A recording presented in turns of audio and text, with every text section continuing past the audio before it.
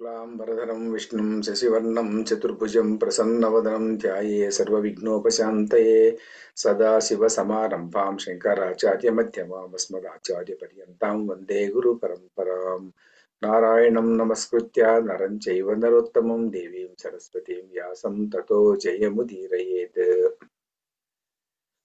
गीतापाठं 102 या निशा सर्वभूतानां तस्यां जागर्ति संयमी యస్యాం జాగ్రతి భూతాని సా నిశా పశ్యతో మునేః. క్రిందటి తరగతిలో కూడాను 101వ పాఠంలో కూడాను మన విదేశ శ్లోకాన్నే విస్తృతంగా చెప్పుకున్నాం. తర్వాత కొద్దిగా మిగిలిపోయినటువంటి భాగాన్ని ఈరోజు చెప్పుకునేటువంటి ప్రయత్నంలో ఉన్నాం. ఈరోజు ఏం చెప్తుంది?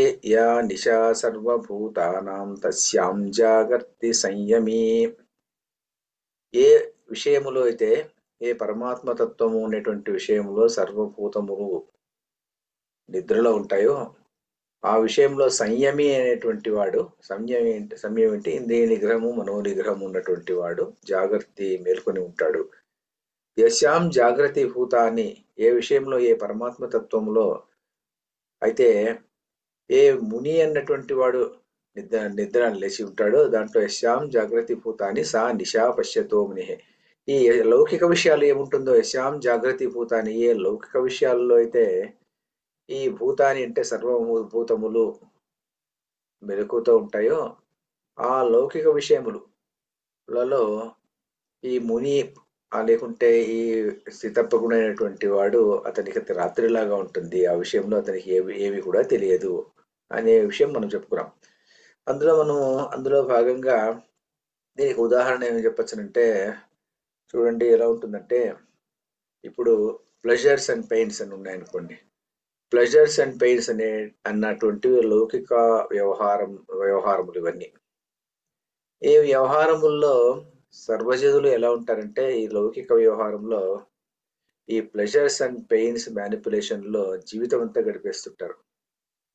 ప్లెజర్స్ కావాలి, పెయిన్స్ అక్కర్లేదు. కానీ ప్లెజర్స్ అండ్ పెయిన్స్ ఒకదాని తర్వాత ఒకటి వస్తాయి అన్నటువంటి విషయము అతనికి తెలియదు.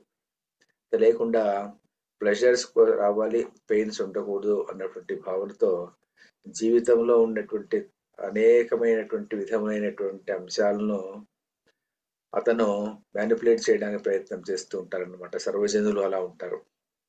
ప్లెజర్స్ అండ్ పెయిన్స్ అనేటువంటి దేహం యొక్క సౌఖ్యము, దేహము సుఖంగా ఉండాలి, దేహానికి అన్ని కామనలు కావాలి, సుఖం అనేటువంటి విషయంలో దేహానికి సుఖం ఉండాలి, నేను ఎప్పుడు కాంప్రమైజ్ కాను, నా సుఖం విషయంలో నేను కాంప్రమైజ్ కాను అన్నటువంటి భావనలో అతను ఎలా ఉంటాడంటే పూర్తి తనమునకులు అయిపోయి ఉంటారు.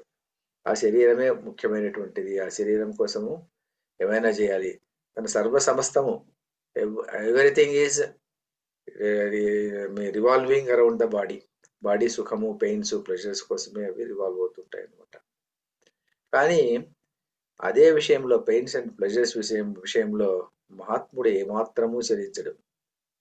వచ్చేటి వస్తుంటాయి, పోతుంటాయి.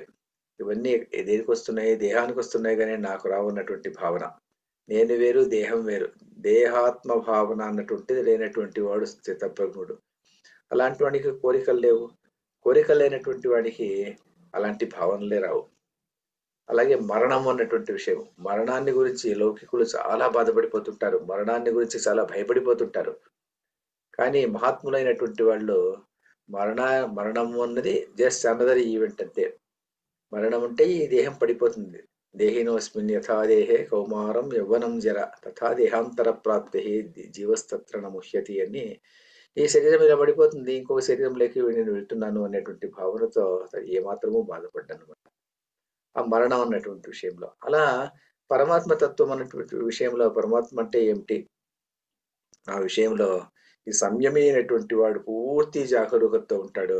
ఆ విషయంలో వీళ్ళు లౌకికులు అన్నటువంటి వాళ్ళు పరమాత్మ తత్వం ఉన్నటువంటిది ఉన్నది అనేటువంటి విషయమే తెలియదు వాళ్ళకు. ఆత్మ అన్నటువంటిది ఒకటి ఉంది, ఆత్మ అంటే ఏమిటి, పరమాత్మ అంటే ఏమిటి, ఆత్మ పరమాత్మ యొక్క అభేదత్వం ఏమిటి అన్న విషయం ఏమీ తెలియకుండా ఉన్నటువంటి వాళ్ళు దిశలో ఉంటారు. వాళ్ళు ఎప్పుడు లౌకిక వ్యవహారాల్లో పడి కొట్టుమిట్టులాడుతుంటారు. సంసారంలో పడి సంసరతి అంటే అలాగే కొట్టుకొని అలాగే ఒక చీమ ఎలాగైతే ఒక దీంట్లో చుక్క ఆముదం ఉన్నటువంటి పాత్రలో పడినప్పుడు ఎలా కొట్టుకుంటూ ఉంటుందో అలా వీళ్ళు సంసారంలో కొట్టుకొని అలాగే సతమతం అయిపోతుంటారు అని చెప్పేటువంటి శ్లోకం. యా నిశా సర్వభూతానాం తస్యాం జాగర్తి సంయమి యస్యాం జాగృతి భూతాని సా నిశా పశ్యతో మునే.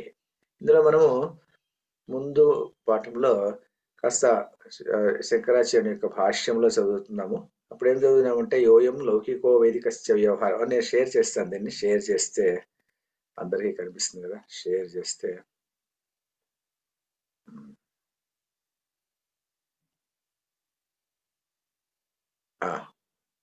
ఇప్పుడు చూడండి, ఇది చదువుకున్నాం మనం. యోయం లౌకిక వైదికశ్చ వ్యవహార స ఉత్పన్న వివేక జ్ఞానస్య స్థితప్రజ్ఞస్య అవిద్యాకార్యత్వాత్ అవిద్యా నివృత్తౌ నివర్తతే అని చెప్పుకున్నాం. లౌకిక వ్యవహారం కానీ వైదిక వ్యవహారం కానీ రెండు చెప్పుకున్నాం. లౌకిక వ్యవహారం ఎలా ఉంటుంది, వైదిక వ్యవహారం ఎలా ఉంటుంది, రెండు కూడా కోరికలే కారణమైనటువంటిది. వైదిక వ్యవహారం కూడా అలాగే ఉంటుంది. నేను ఒక యజ్ఞం చేస్తున్నాను, లేకుంటే ఒక వ్రతం చేస్తున్నాను, లేకుంటే ఒక నదీ స్నానం చేస్తున్నాను, ఒక తీర్థయాత్ర చేస్తున్నాను. దీనివల్ల నాకు ఒక పుణ్యం వస్తుంది. ఆ పుణ్యం వల్ల నేను స్వర్గానికి వెళ్తాను. నేను వేరే స్వర్గం వేరే అన్నటువంటి భావన.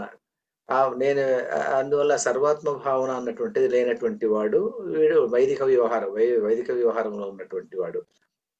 రోజు పొద్దున్న లేచినప్పటి నుంచి సాయంత్రం వరకు ఏదో ఒక కర్మలు చేస్తూనే ఉంటాడు. ఈ లౌకిక వైదిక వ్యవహారములు రెండు కూడాను ఎలా ఉంటాయంటే రెండు కూడా అవిద్యాపూర్వకమైనటువంటివి. ఎందుకు అవిద్య? అజ్ఞానపూరితమైనటువంటివి. ఎందుకు అజ్ఞానపూరితమైనటువంటివి అంటే ఈ రెండింటిలోనూ కామన అన్నటువంటిది, కోరిక అన్నటువంటిది ప్రబలంగా ఉంటుంది. కోరిక అన్నటువంటిది ఆత్మకు ఉండదు అన్నటువంటి విషయం వీళ్ళకి తెలియదు అన్నమాట. ఆత్మకు ఉన్నటువంటిది పూర్ణత్వం ఉన్నటువంటిది ఆత్మ. ప్రతి వస్తువులని భాషించేటువంటి చిత్ స్వరూపమే ఆ ఆత్మ అన్నటువంటి విషయము తెలియని దానివల్ల తమకు కావలసినటువంటి సుఖము బాహ్య వస్తువుల నుంచి వస్తుంది కానీ అంతర్ముఖుడనై ఉన్నప్పుడు నాకు సుఖం వస్తుంది అనేటువంటి భావన లేనటువంటి వాడికి ఆ లౌకిక వ్యవహారం కానీ వైదిక వ్యవహారం కానీ ఉంటుంది. సో యోయం లౌకిక వైదికస్య వ్యవహార. ఇవి ఎలా పోతాయా? వైదిక వ్యవహారము తర్వాత లౌకిక వ్యవహారం ఉంటే కోరికలు పోయినప్పుడు పోతుంది. మరి కోరికలు ఎలా పోతాయి? కోరికలు ఎలా పోతాయి అంటే అజ్ఞానం పోయినప్పుడు పోతుంది. మరి అజ్ఞానం ఎలా పోతుంది? అజ్ఞానం ఎలా పోతుంది అంటే ఉత్పన్న వివేక జ్ఞానస్య.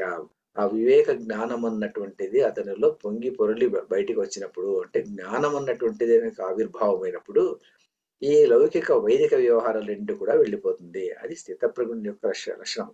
ఈ అవిద్యా కార్యత్వాత్ అవిద్యా నివృత్తో నివర్తతే. ఆ అవిద్య కార్యత్వాత్ అవిద్య. ఈ అవిద్య అన్నటువంటి అవిద్యా కార్యత్వం కార్యం నుంచి వచ్చినటువంటిది. అది ఎలా నివర్తి అవుతుంది? అవిద్య నివృత్తో నివర్తతే. అవిద్య అన్నటువంటిది నివృత్తి అయినప్పుడు అది కూడా నివృత్తి అయిపోతుంది. అవిద్యా కార్యత్వాత్. ఈ లౌకిక వైదిక వ్యవహారాలు రెండు కూడాను అవిద్యా కార్యత్వాత్, అవిద్యా కారణమైనందువల్ల ఈ అవిద్య నివృత్తి అయిపోయినప్పుడు నివర్తి అయిపోతాయి. తర్వాత ఏమంటాడు? అవిద్యాయాశ్చ విద్యా విరోధాత్ నివృత్తి అంటాడు. అంటే ఏమిటి ఇక్కడ? ఈ విద్యా విరోధాత్ అవిద్యాయా నివృత్తి అని అర్థం. అవిద్యా విరోధాత్, విద్యకు ఈ అవిద్య అన్నటువంటిది విరోధము కాబట్టి, విద్యా విరోధాత్ విద్యకు విరోధం కాబట్టి ఈ అవిద్యాయా నివృత్తి, అవిద్య అన్నటువంటిది నివృత్తి అయిపోతుంది. ఎందుకంటే విద్యకు విరోధంగా ఉంటుంది. విద్యకు విరోధంగా ఉంటుంది కాబట్టి ఈ అవిద్య అన్నటువంటిది నివృత్తి అయిపోతుంది. ఎప్పుడు నివృత్తి అయిపోతుంది? ఈ ఉత్పన్న వివేక జ్ఞానం అన్నటువంటిది పెళ్ళుకు వీపుడప్పుడు ఈ అవిద్య అన్నటువంటిది విద్యకు విరోధం కాబట్టి అది నివృత్తి, అది కూడా వెళ్ళిపోతుంది. ఈ చేతమర్థం స్ఫుటీకరణం ఆహా. ఇది మనం ఇంతవరకు చెప్పుకున్నాం. ఇంతవరకు చెప్పుకుని రెండవ లైన్ కూడా చదువుకున్నాం మనం శంకర భాష్యంలో. ఏం చదువుకున్నాము? నిశా రాత్రి సర్వపదార్థానాం అవివేకరి తమస్వభావత్వాత్ సర్వభూతానాం సర్వేషాం భూతానాం. నిశా రాత్రి. ఏమి నిశా అంటే ఏమిటి? రాత్రి.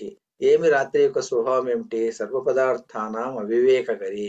ఏ విషయము, ఈ విషయం ఏమిటి అనేది తెలియనటువంటి పరిస్థితి.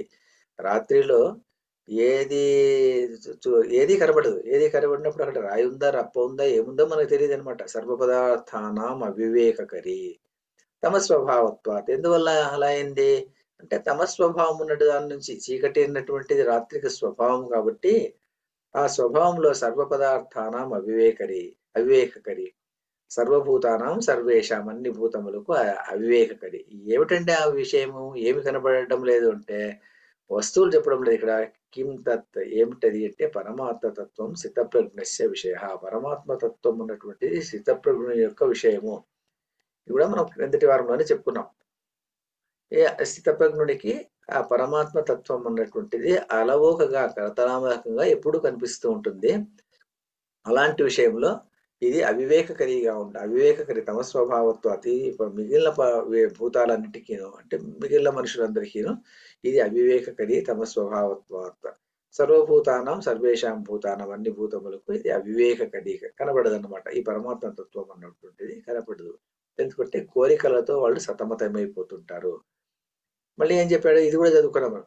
యథా నక్తంచరాణం అహరేవ సదన్యేషాం సత్ అహరేవ సత్వ అన్యేషాం నిశా భవతి తద్వత్ నక్తంచర స్థానీయానాం అజ్ఞానం సర్వభూతానాం నిషేవ నిశా పరమార్థతత్వం అగోచరత్వాత్ అతద్బుద్ధీనాం అంటాడు. యథా నక్తంచరాణం ఇంతవరకు మనం ముందు నిశారాత్రి సర్వపదార్థానాం వివేకకరి వరకు మనం చెప్పుకున్నాము. ఇప్పుడు ఏమి చెప్పుకుంటున్నామంటే ఈరోజు యథా నక్తంచరాణం అహరేవ సత్.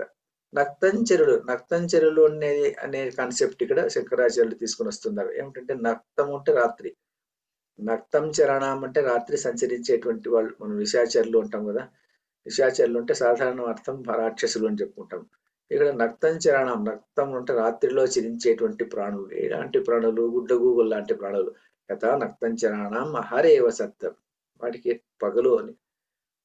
అహరేవ సత్, అహము అంటే పగలు కదా. అన్యేషాం నిశా భవతి, మిగిలిన వాళ్ళందరికీ రాత్రిలాగా ఉంటుంది. తద్వత్ అదేవిధంగా రక్తంచర స్థానీయానాం అజ్ఞానం అజ్ఞానం సర్వభూతానాం నిషేవ నిశా. అన్ని భూతములు ఈ అజ్ఞానము రాత్రిలో సంచరించేటువంటి వాళ్ళు జ్ఞానంలో ఉన్నారనేటువంటి వాళ్ళతో పోలుస్తామా? అజ్ఞానంలో ఉండేటువంటి వాళ్ళతో పోలుస్తామా? అజ్ఞానంలో ఉండే వాళ్ళతో పోలుస్తాం. అందువల్ల ఈ నక్తంచర స్థానీయానం అజ్ఞానం, ఈ నక్తంచర స్థానంలో ఎవరిని ఉంచాలి? అజ్ఞానులు పెట్టాలి. అజ్ఞానులు ఎవరు అంటే వాళ్ళకు పరమాత్మతత్వం తెలియనటువంటి వాళ్లకు ఆ స్థానంలో ఉంచితే ఆ స్థానంలో ఉన్నటువంటి వాళ్లకు రాత్రి పగల్లాగా ఉంటుంది, పగలు రాత్రిలాగా ఉంటుంది. అంటే అన్ని పరమార్థతత్వం ఉన్నటువంటిది రాత్రిలాగా ఉంటుంది వాళ్లకు. సర్వభూతానం నిషేవ నిశ అంటే నిశమాంటి నిశ వాళ్ళకది పరమాత్మ తత్వం. ఏమి నిషేవ నిశ అంటే పరమాత్మ తత్వం. ఎందుకు అలా అయిపోయింది వాళ్లకు? ఎందుకు అలా అయిపోయిందంటే అగోచరత్వ తద్బుద్ధీనాం అంటాడు. అతద్బుద్ధులు వీళ్ళు, తద్బుద్ధులు కాదు వీళ్ళు అతద్బుద్ధులు. అందువల్ల వీళ్లకు ఈ నక్తంచరాణం ప్రాణినాం, ఈ రాత్రి వేళల సంచరించేటువంటి ప్రాణులు ఆ నక్తంచర స్థానీయానాం అజ్ఞానం సర్వభూతానం, అజ్ఞానంలో కొట్టుముట్టాడేటువంటి సర్వజనులు వీళ్ళు ఎలాంటి వాళ్ళు? నక్తంచరులు. అలాంటి వాళ్లకు పరమాత్మ తత్వం నిషేవ నిశ లాంటి రాత్రి లాంటి రాత్రి. అది నిజమైన రాత్రి కాదు, అది రాత్రి అనే నిశ ఇవ నిశ. ఆ రాత్రి ఏ రాత్రి అది? ఎందువల్ల అలా అయింది? వాళ్ళకి కనబడకుండా పోయింది, మిగిలిన వాళ్ళందరికీ కనిపించేది. పరమాత్మ తత్వం తెలియకుండా ఎదురుగా ఉన్నప్పటికీ కూడా ఎందుకు కనబడడం లేదు అది? ఎందుకంటే అతద్బుద్ధీనా, తద్బుద్ధులు కాదు వీళ్ళు. ఎందుకంటే శ్రీకృష్ణుడు ఏం చెప్తాంటే తద్బుద్ధులు, తద్బుద్ధి అతద్బుద్ధి. తద్బుద్ధి ఏంటి అని చెప్తా అంటే శ్రీకృష్ణ పరమాత్మ ఇంకొక శ్లోకంలో ముందు వచ్చేటువంటి శ్లోకంలో తద్బుద్ధయ తదాత్మానః తన్నిష్ట తత్పరాయణాః అని చెప్తాడు. అంటే ఏమిటంటే తద్బుద్ధయ అంటే అందులోనే ఆ బుద్ధిలోనే ఉండాలి. ఏ బుద్ధిలో? తత్ బుద్ధి. తత్ అంటే ఆ పరమాత్మ యొక్క బుద్ధిలో ఉండాలి. అతత్ బుద్ధయ ఆ బుద్ధిలోనే ఉండాలి. అంటే ఓ పిల్లవాడిని స్కూల్కి పంపించినప్పుడు వాడికి పోవడానికి ఇష్టం లేదు. తల్లిదండ్రులు బలవంతానికి ఆ స్కూల్లో కూర్చున్నాడు. ఏదో ఇవాళ పాఠం చెప్తుంటే వినాలనేటువంటి ఉత్సాహం వాడికి లేదు. వాడు ఎలాంటి వాడు? ఆ పుస్తకం తీసుకొని చదివేటువంటి సందర్భంలో బుద్ధి లేదు వాడికి. ఆ బుద్ధి అందులో ప్రవేశించలేదు, వాడి బుద్ధి అందులో ప్రవేశించలేదు. సో అలాంటి వాడికి చదివేం వస్తుంది? రాదనమాట. శ్రీకృష్ణుడు ఏమంటున్నాడు? తద్బుద్ధయ తదాత్మానః, అదే వానికి ఆత్మ కావాలి, అదే సర్వస్వము కావాలన్నమాట. తద్బుద్ధయ తదాత్మానః తన్నిష్ట, అందులోనే అతని నిష్ట ఉండాలి. దాని మీదే గమకం ఉండాలి, దాని మీదే మననం చేయాలి. తన్నిష్ట తద్బుద్ధయ తదాత్మాన తన్నిష్ట తత్పరాయణాహ. అదే అతనికి చివరి అంతిమ గోలు కూడా అదే కావాలన్నమాట. ఇది ఆ తద్బుద్ధి అంటే ఆ పరమాత్మ తత్వం అనేటువంటి బుద్ధి అతనికి ఆ అంతిమ ధ్యేయం కూడా కావాలన్నమాట. అలాంటి వాడు ఉంటే వాడికి పరమాత్మ తత్వం అనేటువంటిది అర్థమవుతుంది. కానీ వీడికి ఎందుకు అర్థం కావడం లేదు? ఈ నక్తంచరల మాదిరిగా అజ్ఞానంలో ఉండేటువంటి వీడికి ఎందుకు వీడికి అన్ని నిషేవ అన్ని అది రాత్రి వాడికి. అందువల్ల పరమాత్మ తత్వం వాడికి గోచరించలేదు. ఎందుకు గోచరించలేదు? వాడు తద్బుద్ధి కాదు, అతద్బుద్ధీనాం, అగోచరత్వాత్ అతద్బుద్ధీనాం. అతద్బుద్ధి ఉన్నదాని వల్ల అంటే బుద్ధి అందులో లేదు, నియమం లేదు, నిష్ట లేదు, దాని మీద పరమాత్మతత్వం అనేటువంటిది ఒకటి ఉంది అనేటువంటి ఆలోచన లేదు. ఆ ఆలోచన ఎవరైనా చెప్పినప్పుడు దాని మీద మననం చేసేటువంటి ధ్యాస లేదు. అలాంటి వాడికి అతద్బుద్ధికి అగోచరత్వాత్, వాడికి ఏం కనబడదు, గోచరం కాకుండా పోతుంది. అగోచరత్వాత్ కానందువల్ల అది నిశ కాకున్నప్పటికీ కూడా మిగిలిన ప్రాణులందరికీ పగలైనటువంటి ఆ సమయము ఇతనికి నిష, అది రాత్రిలాగా ఉంటుంది. అదే రాత్రి కాదు, అది పగలది. ఆ పగలు కూడా ఎలా ఉంటుంది? నిష, ఆ నిశలాగా ఉండిపోతుంది అతనికి. నిశలాగా ఉండి ఎందుకు ఉంటుంది అంటే అతద్బుద్ధి ఉంటాడు వీడు. అతద్బుద్ధిలో ఉన్నందువల్ల అంటే పరమాత్మ తత్వం మీద ఒక ప్రమాణమైనటువంటి అభిప్రాయం లేకుండా పోవడము, పరమాత్మ తత్వం మీద మననము లేకుండా పోవడము, పరమాత్మ తత్వం మీద నిష్ట లేకుండా పోవడము, పరమాత్మ తత్వం ఉన్నటువంటిది తత్పరాయణ అదే అంతిమ లక్ష్యం ఉన్నటువంటి భావన లేకుండా ఉన్నటువంటి వాడికి వాడు ఎలా ఉంటాడంటే ఈ పరమాత్మ తత్వం అగోచరత్వాత్ వాడిని కనబడకుండా పోవడం వల్ల అది నిష. అది అలాంటి వాడు నిషగా ఉంటాడు వాడు. తస్యాం పరమార్థ తత్వ లక్షణాయాం అజ్ఞాన నిద్రాయా ప్రబుద్ధో జాగర్తి సంయమి. తస్యాం పరమార్థ తత్వ లక్ష్మణాయాం, ఆ పరమాత్మ తస్యాం అలాంటి పరమాత్మ తత్వ లక్షణాయాం, ఆ పరమాత్మ తత్వము లక్షణము అనేటువంటి విషయంలో అజ్ఞాన నిద్రాయ ప్రబుద్ధ, అజ్ఞాన నిద్ర నుంచి మెలుకున్నటువంటి ప్రబుద్ధుడు. వాడెవరు? అతను అజ్ఞాన నిద్ర నుంచి ఇన్ని రోజులు అతను కూడా అజ్ఞాని అంటే పరమాత్మ తత్వం తెలియకుండా లౌకిక విషయాల్లో కొట్టుమిట్టలాడుకునేటువంటి సాధారణమైనటువంటి వాడు. అలాంటి వాడిప్పుడు ప్రబుద్ధ జాగర్తి, ఆ జ్ఞాన నిద్రాయ ప్రబుద్ధ, అజ్ఞాన నిద్రాయ ప్రబుద్ధ. అలా పరమార్థ తత్వ లక్షణాయాం అజ్ఞాన నిద్రాయ ప్రబుద్ధ, అజ్ఞాన నిద్ర నుంచి లేచినటువంటి వాడు ఇతడు. అజ్ఞాన నిద్ర నుంచి మేలుకున్నాడు అంటే ఇప్పుడు ఏం చెప్తా అవుతుంది? అజ్ఞానంలో ఉన్నాడంటమా, అజ్ఞాన నిద్రలో నుంచి అతను లేచాడు, ప్రబుద్ధుడు, వెలకు వచ్చేసింది అతనికి. అంటే అజ్ఞాన నిద్ర వెళ్ళిపోయింది, ఇప్పటికి ఏముందంటే ప్రబుద్ధుడైపోయినాడు అనమాట.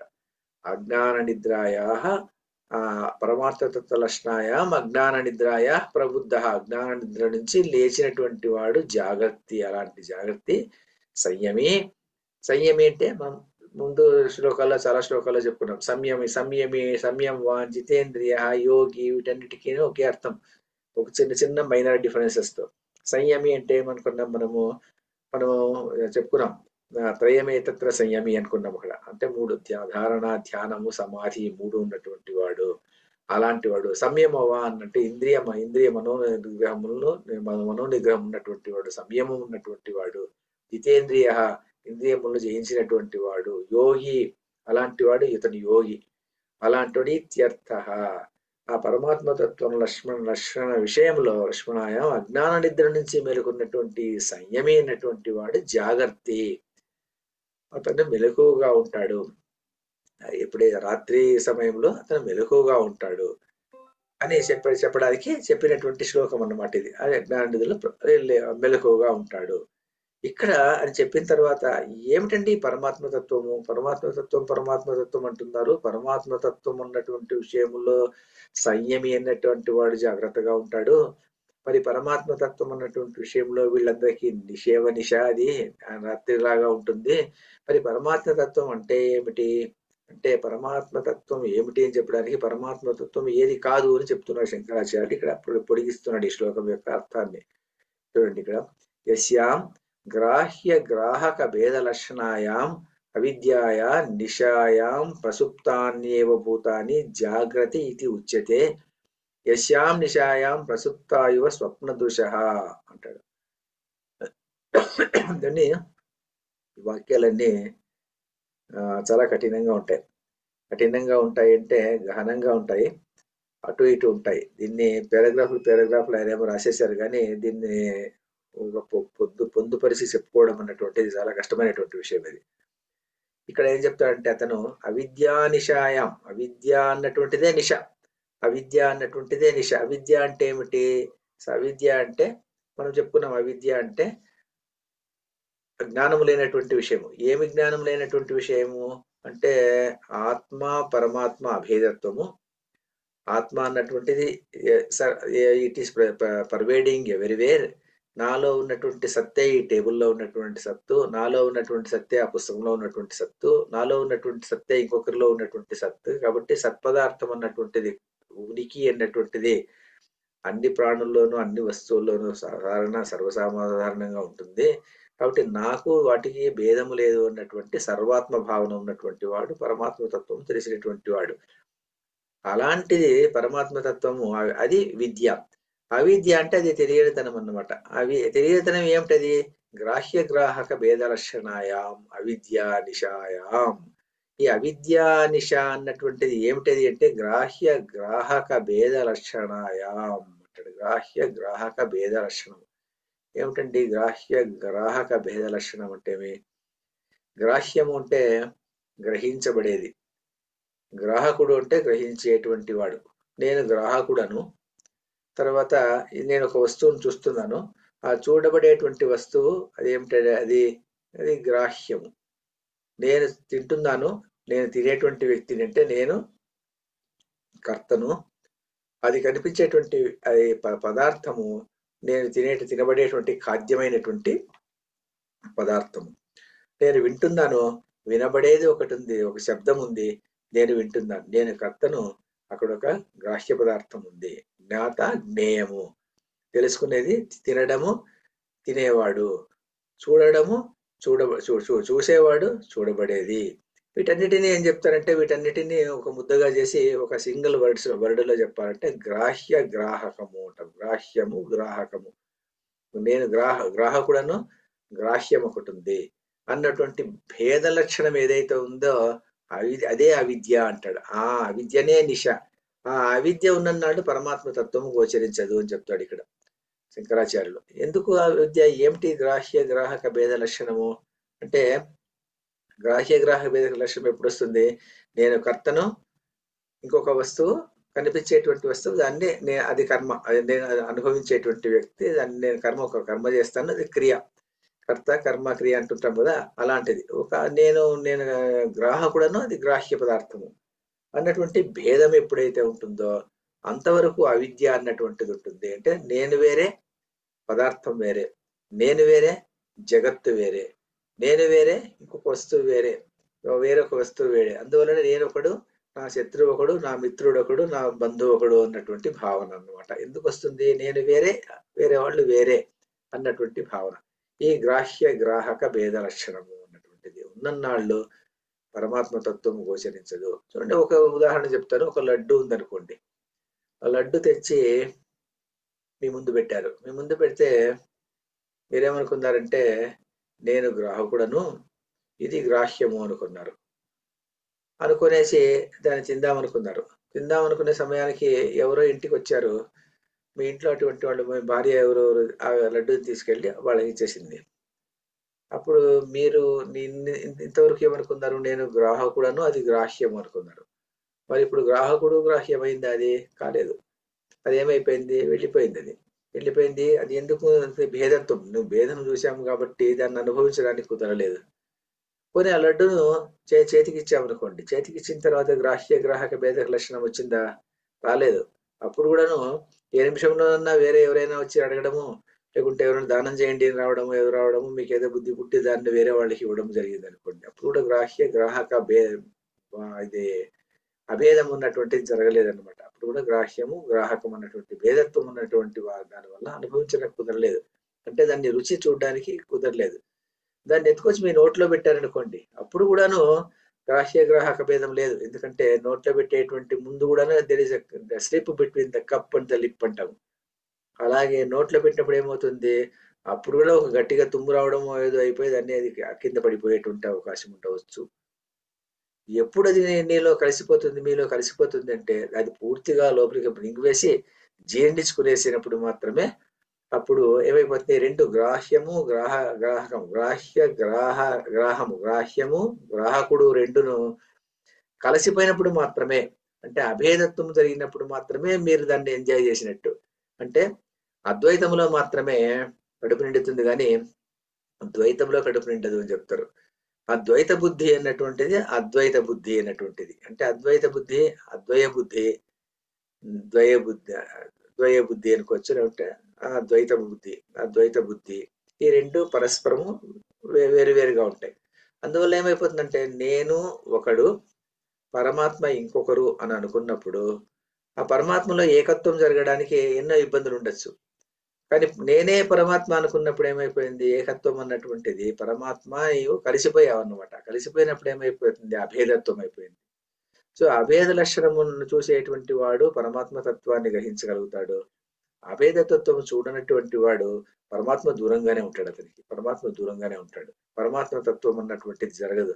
నేను కర్తను, ఇంకొక క్రియామానం ఒకటి ఉంది, నేను జ్ఞాతను, నేమున్నటువంటిది ఒక వస్తువు ఒకటి ఉంది అనుకునేటువంటి వాడు వేరేవాడు. నేను వేరే, అది వేరే అని ఎప్పుడైతే భేద దృష్టితో చూస్తున్నావో అదే అవిద్య.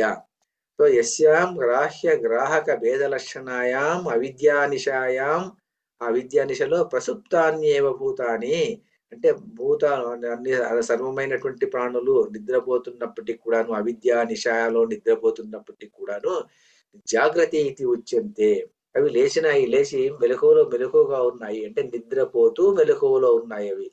అంటే ఏమిటండి ఇది చెప్పడం చాలా కష్టం, ఇది అర్థం చెప్పడం చాలా కష్టం. నిద్రపోతూ మెలకువగా ఉండడం ఏమిటి, గ్రాహ్య గ్రాహక భేద లక్షణాయాం అవిద్యా నిశాయాం, గ్రాహ్య గ్రాహక భేద లక్షణం అనేటువంటి అవిద్యా నిశలో ప్రసుప్తాన్యేవ భూతాన్ని, ప్రసుప్త అంటే సుప్త అంటే నిద్రపోవడం అనమాట, ప్రసుప్త అంటే ప్రశిష్టైన సుప్త అంటే బాగా నిద్రపోయేటువంటి భూతాన్ని, ప్రసుప్తాన్యేవ భూతాన్ని, ఆ భూతాలు జాగ్రత్త ఇది ఉచ్యతే, అవి మెలకు ఉన్నాయి, అంటే నిద్రపోతూ మేలుకొని ఉన్నాయి. నిద్రపోతూ మేలుకొని ఉన్నాయి అంటే ఏమిటది, నిద్రపోతున్నాయి అవి. దేనిలో నిద్రపోతున్నాయి, గ్రాహ్య గ్రాహక భేద లక్షణం అనేటువంటి ఆ విద్యలో నిద్రపోతున్నాయి. కానీ గ్రాహ్య గ్రాహక భేదము అన్నటువంటిది ఉంది అన్నటువంటి భావనలో అది జాగ్రత్త లేచే ఉన్నాయి. ఇది ఉచ్యంతే. అది ఎలా అంటే యస్యాం నిశాయాం ప్రసుప్తా ఇవ స్వప్న దృశ సా నిశా అవిద్యారూపత్వాత్ పరమాత్మతత్వం పశ్యతో ముని. యస్యాం నిశాయాం ప్రసుప్తా ఇవ స్వప్న దృశ, స్వప్నం వచ్చిందండి మీకు, స్వప్నం వచ్చింది. స్వప్నం వచ్చినప్పుడు ఏమైపోయింది, స్వప్నంలో ఒక గ్రాహకుడు, మీరు గ్రాహకుడు, ఇంకొక వస్తువు, ఒక పులి చూశారు మీరు, ఒక పులిని చూశారు, భయపడ్డారు మీరు, పులిని చూసి భయపడ్డారు స్వప్నంలో. అప్పుడు ఎవరు, మీరు గ్రాహకుడు, అది గ్రాహ్య వస్తువు ఉంటే అది ఒక వస్తువు, దాన్ని చూసి భయం అన్నటువంటి దాని నుంచి వచ్చింది. గ్రాహ్యానికి కారణమైనటువంటి పదార్థం అక్కడ ఉంది, గ్రాహకుడు మీరు గ్రాహకుడిని చూస్తున్నారు, గ్రాహ్య వస్తువుని చూస్తున్నారు. లేకుంటే మీరు అక్కడ లడ్డూని తింటున్నారు అనుకోండి, నిద్రలో స్వప్నావస్థలో లడ్డూని తింటున్నారు, మీరు గ్రాహకుడు, అది గ్రాహ్యము, గ్రాహ్య గ్రాహకము రెండూ చూస్తున్నారు మీరు. ఆ గ్రాహ్యము గాని ఆ గ్రాహకుడు గాని ఎక్కడి నుంచి వాళ్ళు, ఆ ఉనికి ఎక్కడి నుంచి వచ్చింది, ఆ రెండింటి ఉనికి ఎక్కడ వచ్చింది, స్వప్నంలో ఎక్కడి నుంచి వచ్చింది, మీలో ఉన్నటువంటి సత్తే ఆ గ్రాహకుల్లో సత్తుగా ఉంది, మీలో ఉన్నటువంటి సత్తే ఆ గ్రాహ్యంలో కూడా సత్తుగానే ఉంది.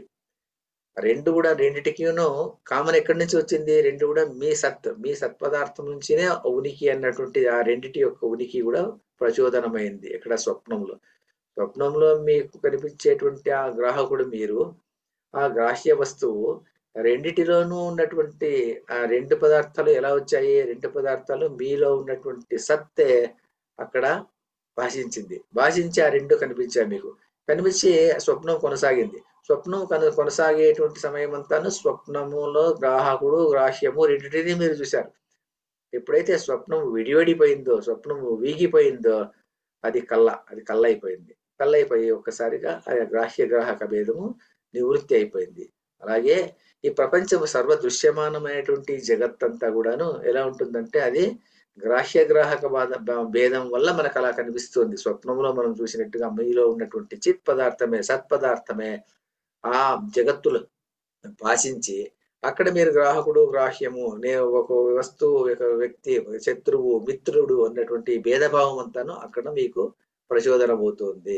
కానీ ఎప్పుడైతే ఈ స్వప్నము వెల్లివిరిసినప్పుడు, స్వప్నం వీగిపోయినప్పుడు ఎలాగైతే గ్రాహ్యగ్రాహక భేదము ఎలా వీగిపోతుందో, అలాగే మీరు ఇప్పుడు నిద్రపోతూ మెలకువలో ఉన్నప్పుడు, అప్పుడు ఇంతకుముందు స్వప్నంలో మీరు ఎలా ఉన్నారు? నిద్రపోతూ మెలకువగా ఉన్నారు. దేనిలో మెలకువగా ఉన్నారు? ఆ గ్రాహకుడు, స్వప్నంలో ఉన్నటువంటి గ్రాహకుడు యొక్క విషయంలో మీరు మెలకువగా ఉన్నారు. నిద్రపోతూ మెలకువగా ఎలా ఉన్నారో, అలాగే ఈ అవిద్యానిశలో ఉన్నటువంటి వాడు, అవిద్య అంటే గ్రాహక భేద లక్షణము చూస్తూ శత్రువు, మిత్రుడు, లేకుంటే నేను జగత్తు వేరే, నేను వేరే, పరమాత్మ వేరే అని చూసేటువంటి వాడు ఎలా ఉంటాడంటే ఈ గ్రాహక వస్తువులను అలా చూస్తుంటాడు. కానీ అది అది ఎలా దేని నుంచి భాషిస్తుంది? ఆ మిత్రుడు గాని, ఆ శత్రువు గాని, నీలో ఉన్నటువంటి సత్పదార్థమే ఆ మిత్రుడిలోనూ భాషించింది.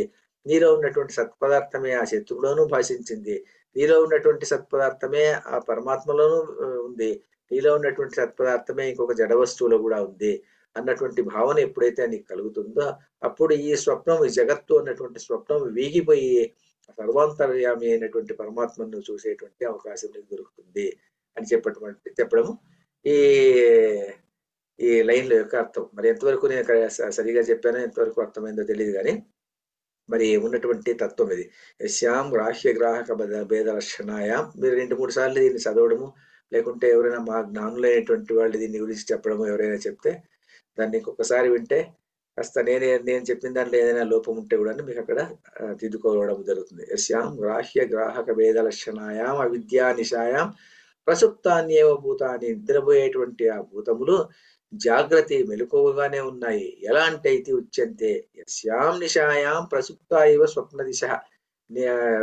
స్వప్న దశలో స్వప్నంలో మీరు దశించేటువంటి గ్రాహకుడు ఎలాగైతే ఆ స్వప్నం వీగిపోయినప్పుడు ఆ రెండు వీగిపోతాయో, మీలో ఉన్నటువంటి ఉనికి అందులోనూ ద్యోతకమైందో, అలాగే మీలో ఉన్నటువంటి ఉనికి ద్యోతకమయ్యేటువంటి వేరే పదార్థాలు కూడాను ఈ జగత్తులో మీకు అలా భేదంగా కనిపిస్తున్నప్పటికీ కూడాను, ఈ స్వప్న జగత్తు ఎలా వీడిపోయినప్పుడు అది వీడిపోతాయో అలాగే అవి కూడాను వీగిపోతుంటాయి. వీగిపోయేసేసి నిలబడతాయి. ఇప్పుడు చూడండి ఎలా అంటే, ఇప్పుడు నేనున్నాను అనుకోండి. నేనేమనుకుంటాను? ఈ దేహం నాది. ఈ దేహం నాది కాబట్టి ఈ దేహాత్మ భావనతో నేను ఇలా దేహాన్ని అభిమానపూర్వకంగా దేహం అనుకుంటుంటాను. ఘటం ఉంది అనుకోండి, అది వేరే వస్తువు అనుకుంటాను నేను. ఘటం ఉంటే ఘటము అస్థి అంటే ఘటము ఉంది. ఘటము ఉంది అంటే ఆ ఘటము ఉంది అంటే అది సపరేట్ గా ఉంది అని కాదు అర్థము. గ్రాహక భేద లక్షణం చూస్తున్నాం మనము. ఆ భేదము లేనప్పుడు, లేని సందర్భం ఎప్పుడు వస్తుంది? నాలో ఉన్నటువంటి సత్పదార్థమే ఆ ఘటములో కూడాను ఆ ఉనికియే అందులోనూ భాషించి అది ఘటముగా కనిపిస్తుంది. మరి ఇది వేరుగా కనిపిస్తుంది. ఎందుకు కనిపిస్తుంది అంటే తాదాత్మ్య భావనతో కనిపిస్తుంది. తాదాత్మ్య భావన అంటే ఏమిటి? ఇప్పుడు ఒక ఉదాహరణ చెప్తాను చూడండి. నేనున్నాను అనుకోండి. నేను ఆత్మ. ఈ ఆత్మ ఈ దేహంలో లేకుండా ఇలా ఆకాశంలో ఇలా హవర్ అవుతుంది అనుకోండి. పైన ఉందనుకోండి. అప్పుడు ఈ దేహం ఉంది, ఈ టేబుల్ ఉంది, ఈ చైర్ ఉంది, ఆ పుస్తకం ఉంది. ఆ హవర్ అయ్యేటువంటి ఆత్మకు ఈ దేహము ఒకటే, ఆ టేబుల్ ఒకటే, ఆ పుస్తకము ఒకటే, అన్ని ఒకటే. అప్పుడు భేదం లేదు. అప్పుడు అన్నీ సమానంగానే ఉంటుంది.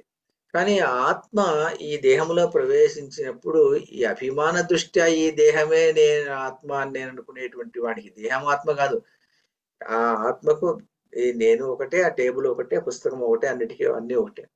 కానీ ఈ దేహంలో చేరుకొని నేనేమనుకుంటున్నాను? ఈ దేహం నా ఆత్మ అని అనుకుంటున్నాను. దేహము ఆత్మ అనుకున్నటువంటి భావన వల్ల ఈ డిఫరెన్సెస్ అన్నటువంటిది, భేదము అన్నటువంటిది మనకు ప్రచోదనం అవుతుంది.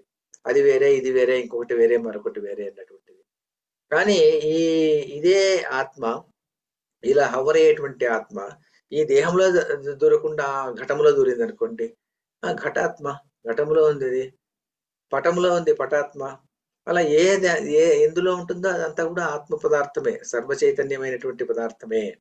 కాబట్టి దీంట్లో మనం తెలుసుకునేటువంటి విషయం ఏమిటంటే ఈ చైతన్యము అన్నటువంటిది, సత్పదార్థము, ఈ చైతన్యము అనేటువంటిది ఏదైతే ఉంటుందో అది దేహము కన్నా భిన్నము, ఈ జగత్తు కన్నా భిన్నము, ఆ ఘటము కన్నా భిన్నము, ఆ పుస్తకము కన్నా భిన్నము, అది బయట ఉంటుంది వివేక దృష్ట్యా. కానీ సర్వాత్మ భావన దృష్ట్యా ఏముంటుంది? సర్వాత్మ భావన దృష్ట్యా అన్నింటిలోనూ ఉంటుంది. దేహంలోనూ ఉంటుంది, ఆ పుస్తకంలోనూ ఉంటుంది, ఆ ఘటంలోనూ ఉంటుంది, ఇంకొక చోటు కూడా ఉంటుంది. కాబట్టి అన్ని చోట్లనే అనే ఆత్మనే ఉంటుంది అన్నటువంటి భావన వచ్చినటువంటి వాడు పరమాత్మ తత్వాన్ని చూసేటువంటి వాడు. ఆ పరమాత్మ తత్వం చూసేటువంటి వాడు వాడు. కానీ పరమాత్మ తత్వాన్ని చూడలేనటువంటి వాడు ఏం చేస్తుంటాడు? ఈ గ్రాహక భేద లక్షణంలో కొట్టుమిట్టాడుతుంటాడు. కాబట్టి ఏం చెప్తా అంటే ఇక్కడ శంకరాచార్యుడు ఒక పెద్ద స్టేట్మెంట్ ఇస్తాడు. అతః కర్మాణి అవిద్యావస్థాయామేవ చోద్యంతే అని ఒక పెద్ద స్టేట్మెంట్. చాలా ముఖ్యమైనటువంటి స్టేట్మెంట్ ఇది. అతః కర్మాణి, కర్మలన్నీ ఎవరికి విధించబడతాయి? అతః అందువల్ల కర్మాణి చోద్యంతే చెప్పబడతాయి. ఎవరికి చెప్పబడతాయి? అవిద్యావస్థాయాం ఏవ చోద్యంతే. అవిద్యలో అంటే అజ్ఞానములో ఉన్నటువంటి వానికి మాత్రమే ఈ కర్మాలు చెప్పబడినాయి. అంటే ఏమిటి? కర్మలు అంటే ఏమిటి? కర్మలు అంటే ఏమి లేదు, మనం రోజు చదువుకునేది, రాసుకునేది, భోజనం చేయడం అలాంటి కర్మలు కాదు. సాధారణంగా ఈ కర్మలు ఉన్నటువంటి ప్రతి సందర్భంలోనూ కర్మలు అంటే యజ్ఞయాగాదులు, క్రతువులు, వ్రతాలు ఇవన్నీ కూడాను ఎవరికి విధించినారు అంటే ఎవరికి విధించారంటే అతః కర్మాణి, కర్మలో ఉన్నటువంటిది అవిద్యలో ఉన్నటువంటి వానికి మాత్రమే విచోద్యంతే చెప్పబడినవి. నా విద్యావస్థాయాం, విద్యావస్థలో ఉన్నటువంటి వాడికి అంటే జ్ఞానికి చెప్పబడలేదు అంటారు. అంటే ఏమిటి? నేను ఉన్నాను అనుకోండి, నేను నదీ స్నానానికి వెళ్ళాను అనుకోండి. నదీ స్నానం చేస్తే ఏదో మంచి మంచి జరుగుతుంది అనే ఉద్దేశంతో నదీ స్నానానికి పోయినప్పుడు ఏదో కృష్ణా నదిలో స్నానం చేస్తున్నాను. చేసేటువంటి సందర్భంలో ఆ స్నానం చేసేటువంటి సందర్భంలో నాకు అనిపించింది అనుకోండి, ఏమిటంటే కృష్ణా నదిలో నది పుణ్య పవిత్రమైనటువంటి జలము, గోదావరిలో ఉన్నటువంటి జలము పవిత్రమైనటువంటి జలము, తర్వాత గంగలో ఉన్నటువంటి జలము పవిత్రమైనటువంటి జలము, అలాగే మిసిసిపిలో నైలు నదిలో ఉన్నటువంటి జలము పవిత్రము అని నేను అనుకుంటాను అనుకోండి. మరి ఎందుకు అంత దూరం వచ్చినట్టు? నేను ప్రతి ఊరు అన్ని జలాలు పవిత్రమే అని నేను అనుకున్నప్పుడు, సర్వాత్మ భావనతో నేను ఉన్నప్పుడు, మరి ఏదో 50 మైళ్ళు 100 మైళ్ళు వచ్చినప్పుడు నేను ఎందుకు రావాలి? అదే జలమే ఇంట్లో ఉన్నటువంటి ట్యాప్ వాటర్ లో కూడా పవిత్రమైనటువంటి జలము అని నేను అనుకునేటువంటి సందర్భంలో అప్పుడు నేను జ్ఞానిని అయిపోతాను. జ్ఞాని అంటే ఏమిటంటే సర్వాత్మ భావన ఎక్కడ చూసినా అన్నిటిలోనూ పరమాత్మ తత్వం ఉంది. అచిత్ స్వరూపం ఉన్నటువంటిది అన్ని చోట్ల ఉన్నటువంటిది అనేటువంటి వాడికి నదీ స్నానము చెప్పబడలేదు. నదీ స్నానము కానీ, పుష్కర తీర్థము కానీ, లేకుంటే తీర్థయాత్ర కానీ, లేకుంటే ఒక వ్రత ఆచరణ కానీ, ఒక యజ్ఞం చేయడం కానీ, ఒక యాగం చేయడం కానీ, ఇంట్లో ఒక వైదిక కర్మ చేయడం కానీ, అగ్నిష్టోమం చేయడం కానీ, వాజపేయి యజ్ఞం చేయడం కానీ, ఇవన్నీ కూడాను ఎవరికి విధించబడింది?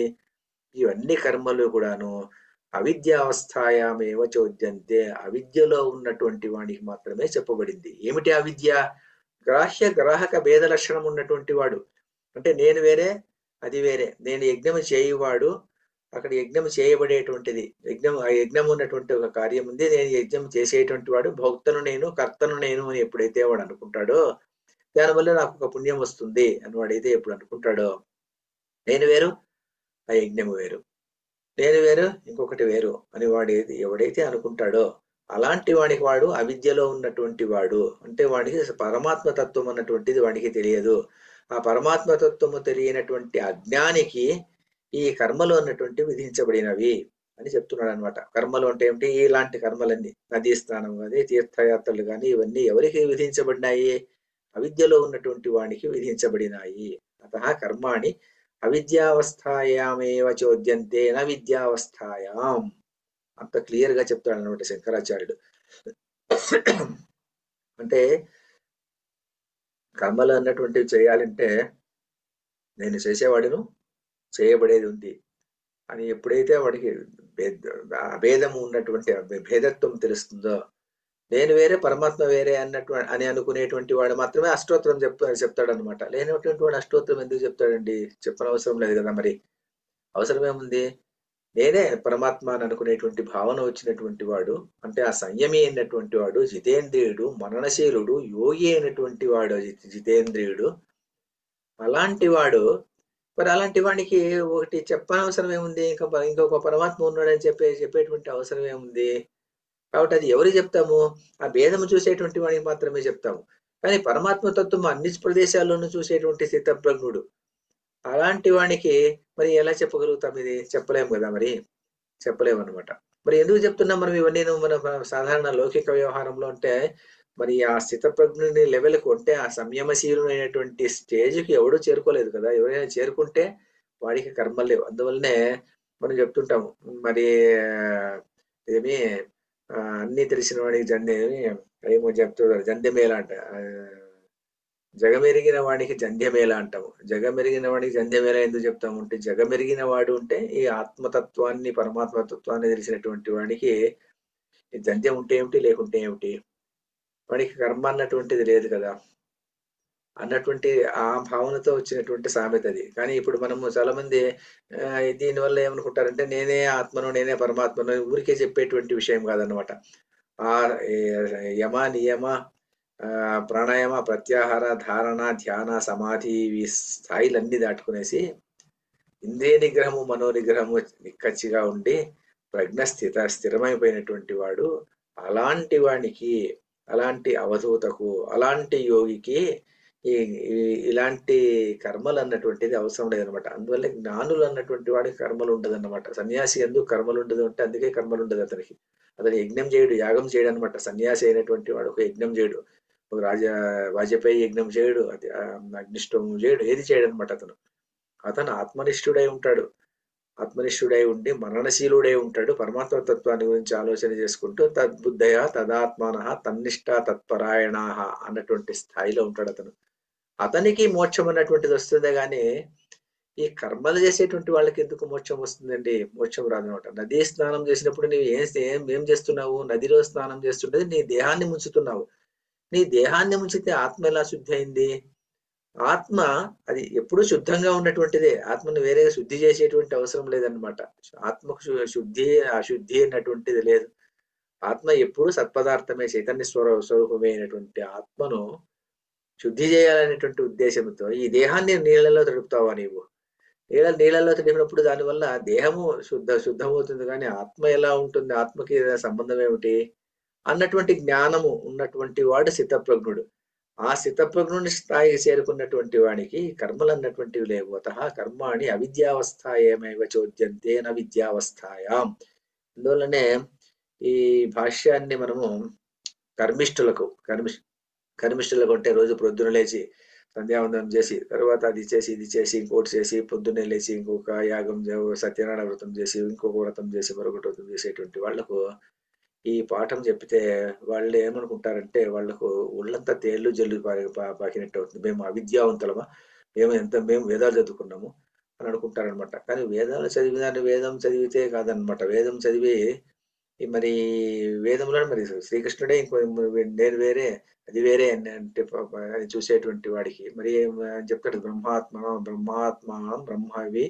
బ్రహ్మాగ్నో బ్రహ్మణాయుతం బ్రహ్మైవ తేన గంతవ్యం బ్రహ్మకర్మ సమాధిన. అగ్నిహోత్రము బ్రహ్మము, హోమ ద్రవ్యము బ్రహ్మము, అగ్ని యాగం చేయి వాడు బ్రహ్మము అని చెప్పుకుంటూ వస్తారు కదా మరి భగవద్గీతలో. మరి అన్ని కూడా బ్రహ్మమే అయినప్పుడు మన భేద దృష్టి ఉండేటువంటి వానికి మాత్రమే ఈ కర్మలు అన్నటువంటిది విధించబడిందే కానీ భేద దృష్టి లేని వాటికి కర్మలు అన్నటువంటిది లేదు. అతః కర్మాణి అవిద్యావస్థాయామేవ చోద్యంతే నా విద్యావస్థాయాం. ఇది మనము సాధారణంగా చాలా మంది చెప్తుంటారు. నేను అన్ని ప్రదేశాలు చూశానండి, ఇంకదేదో ఒక ప్రదేశం చూడలేదండి నేను. చూడకపోతే ఎంత తొందర ఏం లేదు.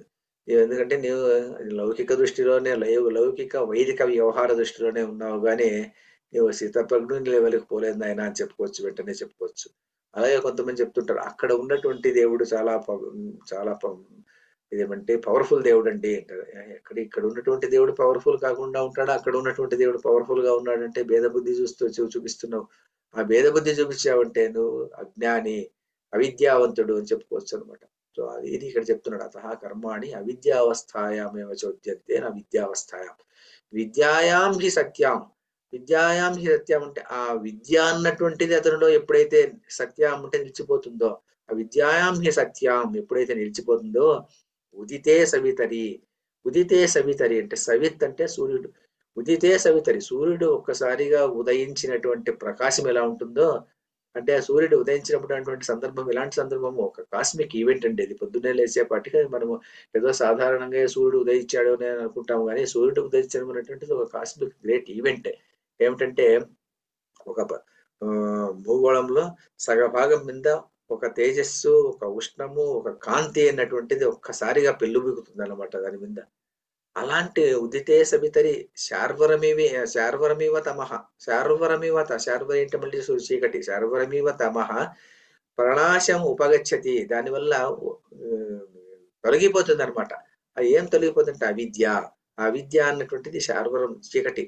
అవిద్య అన్నటువంటి ఆ చీకటి ఒక్కసారిగా తొలగిపోతుందన్నమాట సూర్యోదయం అయినప్పుడు. అలాగే ఎప్పుడైతే ఈ పరమాత్మ తత్వం అన్నటువంటిది ఉదితే ఎప్పుడైతే అతని జరుగుతుందో, జరిగినప్పుడు ఆ పరమాత్మ తత్వం అరే నేను నా స్వరూపం ఏమిటి? నేను సత్పదార్థం కదా నేను. ఈ సత్పదార్థమైనటువంటి వాడును నేనే చిత్తు. నా చిత్తే జగత్తులో భాషిస్తుంది. నా చిత్తే జగత్తులో భాషించేటువంటి సందర్భంలో ఆ జగత్తులోని ఒక వస్తువును చూసి నేను కోరడం ఏమిటి? నేను కోరుకునేది ఏమిటి? కామన ఏమిటిది? ఈ కామన అన్నటువంటిది అవిద్య కదా అన్నటువంటి భావన అతనికి ఎప్పుడైతే ఒక్కసారిగా ప్రచోదయం అవుతుందో, అప్పుడు అది ఉదితే సవితరి. సూర్యుడు ఒక్కసారిగా ఉదయించినటువంటి ఎంత కాంతి ఉంటుందో అంత కాంతి అంత తేజస్సు అతనికి కలిగిపోతుంది. కలిగిన దాని నుంచి ఏమైపోతుంది? ఈ అవిద్య అన్నటువంటిది ప్రణాశముపగచ్చతి, తొలగిపోతుంది అని చెప్పేసి దీన్నే ముందు ముందుకు ఇట్లా చెప్పుకుంటూ పోతాడు అనమాట. శంకరాచార్యుడు దీన్నే ప్రతిపాదిస్తూ పోతాడు. మనం ఇంతవరకు చెప్పుకున్నా కూడా చాలు ఈ శ్లోకాన్ని. ఎందుకంటే ఈ శ్లోకం యొక్క భావము ఇంతకన్నా పెద్దగా ఎందుకంటే ముందుకు చెప్పడము ఈ అవిద్య అన్నటువంటిది ఏమిటి అని ఈ అద్వైత భావాలను చెప్పించుకుంటూ చెప్పేటువంటి పదజాలము మనకు ముందు ముందు లైన్లో కనిపిస్తుంది అనమాట. ఇది చెప్పుకుంటూ పోతే ఇంకొక వారం రోజులు అంటే ఇంకొక 7 క్లాసులు చెప్పే కనీసం అంటే 4 క్లాసులు చెప్పేటటువంటి క్లాస్ ఉంది. కానీ మనం అంత చెప్పేటువంటి అవసరం లేదు ఇక్కడ. మనం ఇంత మాత్రం చెప్పుకుంటే మనకు ఈ శ్లోకం యొక్క భావం అర్థమైపోతుంది అనమాట. ఈ శ్లోకం యొక్క భావం ఏమిటి? ఇప్పుడు చివరికి ఏం చెప్తున్నారంటే ఇక్కడ చేసుకుంటూ పోయామనుకోండి. చేసుకుంటూ పోతే ఇక్కడ స్థితప్రజ్ఞుని యొక్క లక్షణాలు ఏమిటి అని చెప్పుకుంటూ అర్జునుడు మొదట్లో అడిగినప్పుడు ఆ స్థితప్రజ్ఞుని లక్షణాలని చెప్పుకుంటూ వచ్చి అది స్థితప్రజ్ఞుడు అన్నటువంటి వాడు చివరికి ఏమిటి అంటే కోరికలను అదుపులో పెట్టుకున్నటువంటి వాడు, కోరికలు లేకుండా ఉన్నటువంటి వాడు, సంయమనంలో ఉన్నటువంటి వాడు, అతడు ధ్యాన నిమగ్నుడై ఉన్నటువంటి వాడు, మననశీలుడు, పశ్యత చూసేటువంటి వాడు, దర్శనీయుడు అయినటువంటి వాడు అని చెప్పుకోవచ్చు. అలాంటిది స్థితప్రజ్ఞుడికి వచ్చేటువంటి లాభం ఏమిటి అనేది ఈ శ్లోకంలో మనకు కనిపిస్తుంది. ఏం లాభం ఉంది అతనికి అంటే పరమాత్మతత్వం అన్నటువంటిది కరతలామలకమై ఉంటుంది. ఎప్పుడు అతనికి కనిపిస్తుంటుంది. ఆ పరమాత్మతత్వం అన్నటువంటిది ఎంత స్పష్టంగా ఉంటుందో అంత స్పష్టంగా కనిపిస్తూ ఉంటుంది. అందుకే వివేకానందుడు ఆ ఇతని దగ్గరికి వెళ్ళినప్పుడు ఎవరి దగ్గరికి మన రామకృష్ణ పరమహంస దగ్గరికి వెళ్ళి అంతకు ముందే ఎవరెవరి దగ్గరకో వెళ్ళాడు అతను. వెళ్ళి మీరు పరమాత్మను చూశారా అని అడుగుతూ వెళ్ళినప్పుడు ఎవరూ చూడలేదు. మరి ఇతను పరమహంస రామకృష్ణ పరమహంస ఏం చెప్పారంటే నిన్ను నేనెంత స్పష్టంగా చూస్తున్నానో అంత స్పష్టంగా పరమాత్మను నేను చూస్తున్నారు అని చెప్పగలిగాడు అతను. మరి అలాంటి వ్యక్తి అతనికి గురువు అయ్యాడు అనమాట. కాబట్టి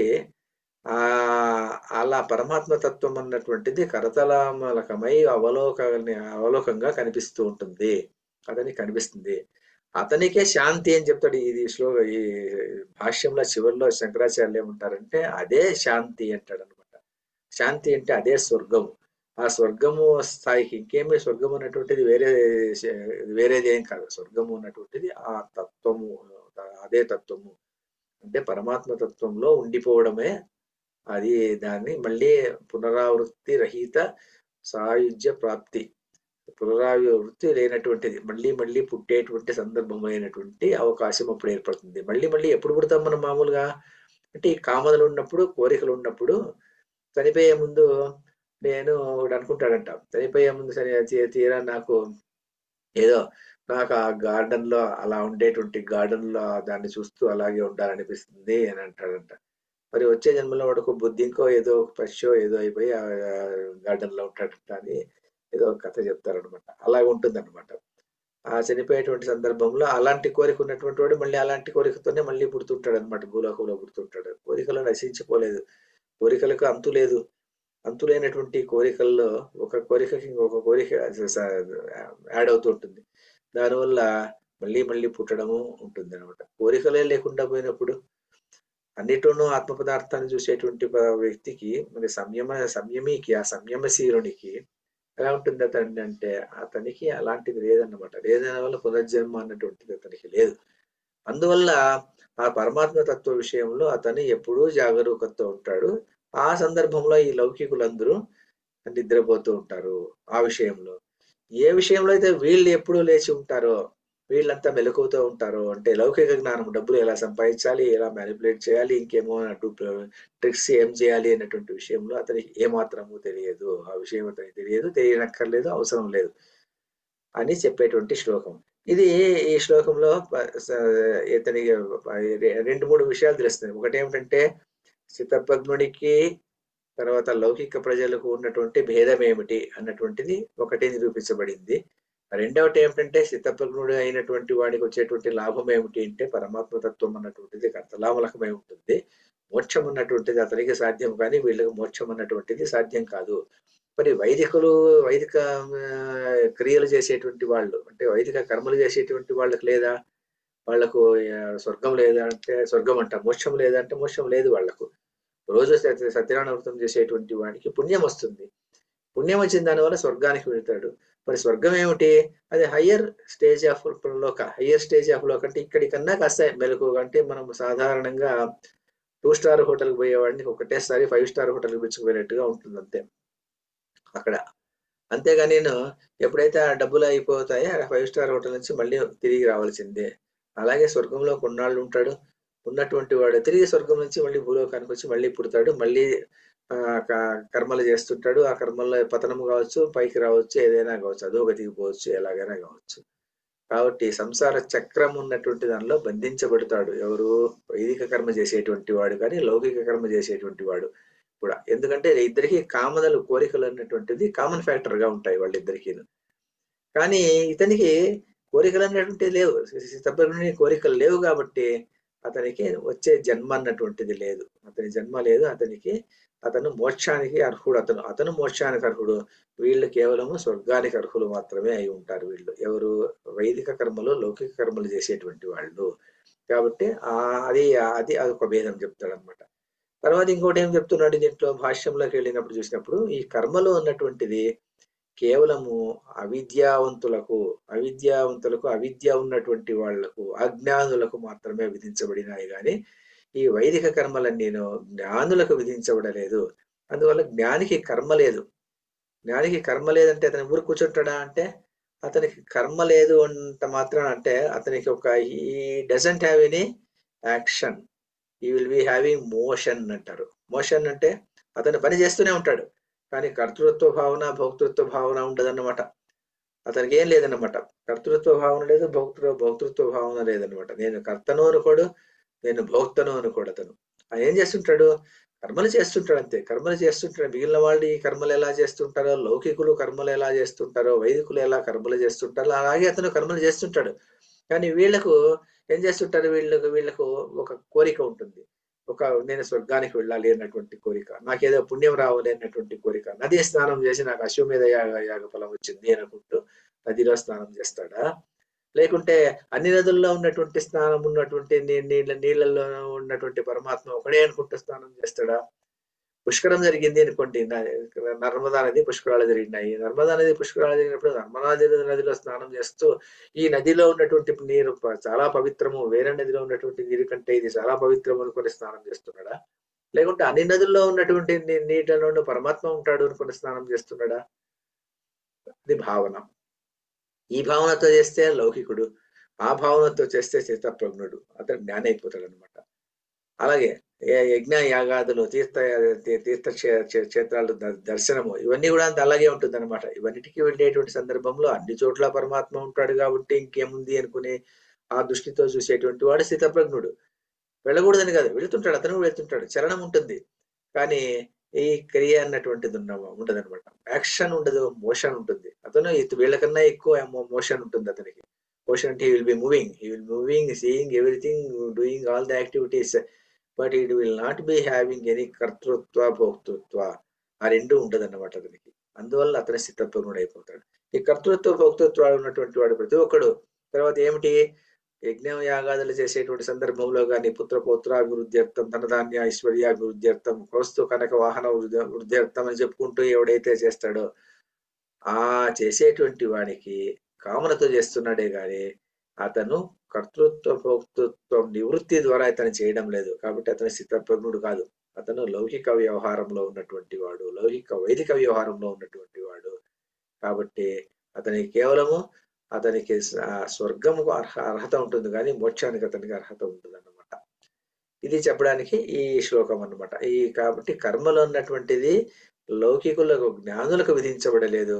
జ్ఞానుల కన్నా రెండవ స్థాయిలో ఉన్నటువంటి వాళ్ళకి మాత్రమే ఈ వైదిక కర్మలు విధించబడ్డాయి. మరి వేదం చెప్తుంది కదండి, వేదంలో చెప్పారు కదా, మరి వేదంలో మరి కర్మకాండ ఉంది కదా, వేదంలో ఇది చేస్తే మంచిది, నా శ్రేయస్సు కోసం నేను చేస్తున్నాను, యజ్ఞం చేస్తాను, యాగం చేస్తాను అంటే వేదంలో చెప్పారు. ఎవరు చెప్పారు అంటే అజ్ఞానులకు చెప్పారు కానీ జ్ఞానులకు చెప్పలేదు. జ్ఞానులకి ఈ విషయం సంబంధం లేనటువంటి విషయము, స్థితప్రజ్ఞుడికి సంబంధం లేనటువంటి విషయము అని చెప్పేటువంటి ఈ శ్లోకం యొక్క పర్పట్ ఆఫ్ దిస్ శ్లోక, ఈ శ్లోకం యొక్క మీనింగ్ అందువలనే ఈ శ్లోకం చెప్పబడింది అని చెప్పి మనము ముగించుకోవచ్చు. ఈ శంకర భాష్యాన్ని పూర్తి చెప్పాలంటే చాలా ఉంది అనమాట. ఈ శంకర భాష్యం పూర్తి చెప్పేటువంటి అవసరం లేదేమో అనుకుంటాను నేను, ఎందుకంటే ఇదంతా చెప్తూ పోతే ఇంకొక 3-4 క్లాసులు పడుతుంది. కాబట్టి కావలసినటువంటి మనకు కావలసినటువంటి బరాడ్ మీనింగ్ అంతాను ఇంతవరకు చెప్పుకుంటే, అందువల్ల నేను అక్కడి తర్వాత నేను మళ్ళీ నిలిపేశాను అనమాట. ఎక్కడికి అతః కర్మాణి అవిద్యావస్థాయామేవ చోద్యంతి అని అవిద్యావస్థాయాం అని అక్కడ నిలిపేశాను నేను. తర్వాత మిగతాది కూడా చెప్పుకుంటే బాగానే ఉంటుంది కానీ ఇంకా అంతటితో చాలేమో అనిపిస్తుంది. అందువల్ల అక్కడికి ముగించాను నేను. ఈరోజు ఈ క్లాస్ ముగించుకునేసి వచ్చే క్లాసులో కొత్త శ్లోకంతో మొదలుపెట్టుకుందాం. అంతవరకు సెలవు. కాయేన వాచా మనసేంద్రియైర్వా బుద్ధ్యాత్మనా వా ప్రకృతే స్వభావాత్ కరోమి యద్యత్ సకలం పరస్మై నారాయణాయేతి సమర్పయామి. సర్వం శ్రీకృష్ణార్పణమస్తు.